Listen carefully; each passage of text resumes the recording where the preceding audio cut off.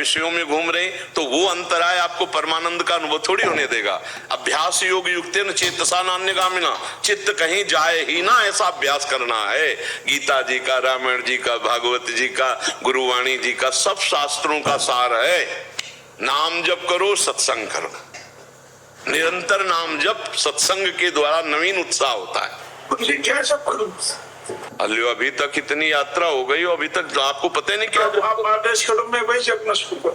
अभी तक गुरुदेव का वर्ण नहीं किया क्या? किए थे, बहुत पहले की बात, बहुत पहले, कई युग बीती थी, थोड़ी हो गए, इसी जन्म में तो किया था। मंत्र याद है गुरुदेव ने जो दिया था? नाम याद है? तो बस चकाचक उसी नाम और मंत्र का जप करो। भगवान का तो नाम मंत्र दिया, तो बस खूब नाम मंत्र जप करो। देखो कभी कभी ऐसा होता है कि बाह्य गुरु की कुछ ऐसी चेष्टाएं हो जाती जिससे हमारी अश्रद्धा हो जाती है। लोक व्यवहार में ऐसा होता है, जैसे मान लो प्रभाव, अब अज्ञानी जीव को तो कुछ ज्ञान है नहीं गुरु किसे बनाना चाहिए, तो प्रभाव सुना, प्रवचन सुना और दीक्षा ले ली, और कुछ फिर उसके जीवन में ऐसी घटनाएं घटी कि अश्रद्धा हो गई। तो हमको मंत्र और नाम में अश्रद्धा नहीं करनी चाहिए। जो हमको मिला वो सच्चिदानंदमय, जैसे गुरु ने कहा राम जपो, कृष्ण जपो, तो अब हम वो बात पकड़ लें और कभी कोई चर्चा न करें कौन हमारा गुरु, क्या हमारा, कभी चर्चा न करें। बस हमारे गुरु हैं, हमारे गुरु ने हमको दिया है, बस खूब जहां मन लगे वहां सत्संग सुन ले और खूब नाम जप करे जो गुरु ने दिया, बढ़िया भगवान की प्राप्ति हो जाएगी। किसी से मतलब न रखे, ना अपने गुरु का नाम बतावे, ना अपने गुरु की निंदा करे, और ना पास जाए जहां हमारी अश्रद्धा हो गई। बस प्रणाम करके उनकी आज्ञा पे चल दे, भगवान मिल जाएंगे, हमारी बात समझ लो। अगर उनकी निंदा करे, उनकी अवहेलना करे, उपहास करे, तो फिर नहीं। भगवान का ही सारा रोल है, ये स्वांग सब भगवान ही का है, इसीलिए बहुत संभल करके गुरु बनाना चाहिए। ऐसा नहीं कि 4 दिन प्रवचन सुना और गुरु बना लिया, 4 लोग गुरु बना रहे तो हम भी बना लिया, नहीं।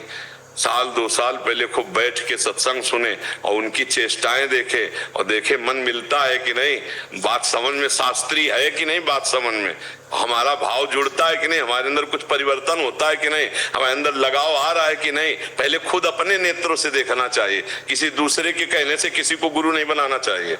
अपने भगवान से प्रार्थना करे कि हमको आप गुरु रूप से मिलो, और जब मिलावे तब भगवान की कृपा से भगवान मान के उनको, और बस हमें लगता है कि अगर गुरु के वचन मान ले तो सब काम हो जाएगा। गुरु वाणी मानने से काम चलता है, जो गुरु ने बोला, जो गुरु वाणी में वो बात मान ले, सब कुछ हो गया। अगर बात ना माने तो पास भी रहने से काम नहीं बनेगा, बात ना माने तो पास भी रहने से वो फिर भगवत प्राप्ति नहीं। तो जो गुरु ने नाम दिया, मंत्र दिया, वो बढ़िया खूब जपो, जो भी दिया हो, किसी से कहा नहीं जाता गुरु मंत्र को, खूब जपो और गुरु में ब्रह्म बुद्धि रखो।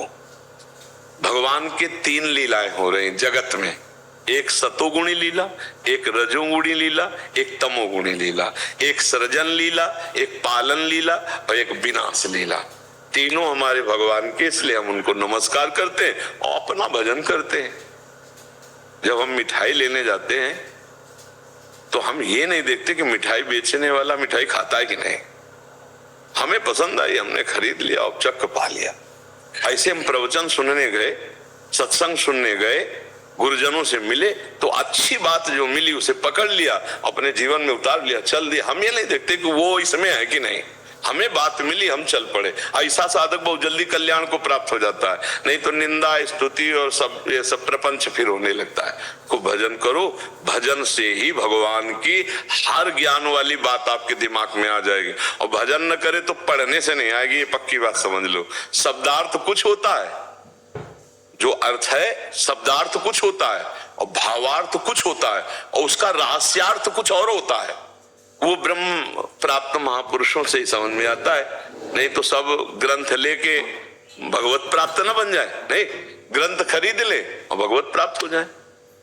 बिना किसी महापुरुष के, भगवान ने गीता जी में से कहा प्रणिपातेन च प्रश्न, किसी संत महापुरुष के शरण में जाओ, उनके आगे साष्टांग लोटो, दैन्य होकर उनसे बात करो, वो कृपा करें तो रहस्य खोल दें।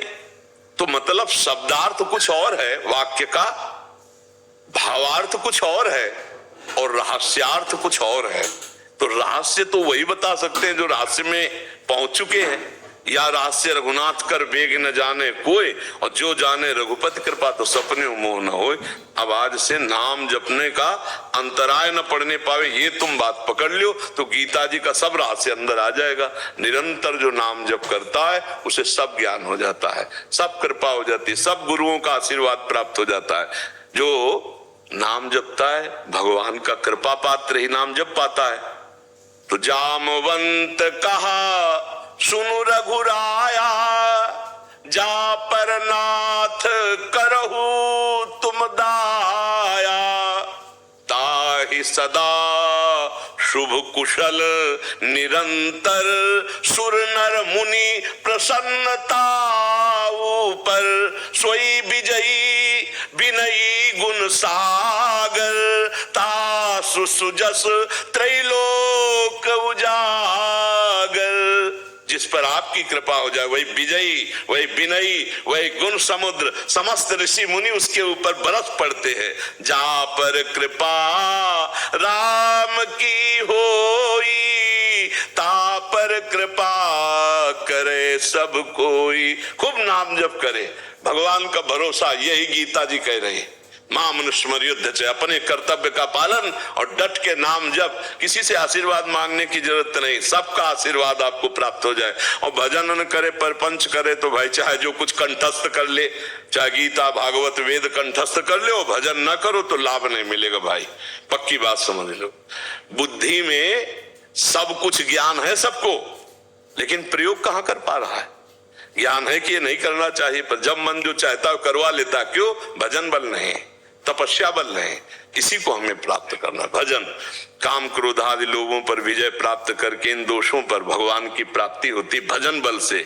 गोस्वामी तुलसीदास जी बहुत बड़े महापुरुष हैं, वो कह रहे हैं बिनु हरि भजन न भव तरी, या सिद्धांत अपेल। बिना हरि भजन के भव समुद्र से पार नहीं हो सकते, चाहे बालू पेल के तेल निकाल दो, भला निकलेगा बालू से तेल? बोले नहीं। बोले जल मथ के चाहे घी निकाल लो, बोले निकलेगा? बोले नहीं। बोले असंभव संभव हो सकता है, पर बिना भजन के बहुत समुद्र से पार नहीं हो। इसलिए खूब डट के नाम जप करो। गीता जी कह रहे अनन्य चेता सततम यो माम स्मृति नित्यसा तस्याहम सुलभा पार्थ। मैं उसके लिए सुलभ हो जाता हूं, बस भगवान सुलभ हो जाए, यही गीता ज्ञान है।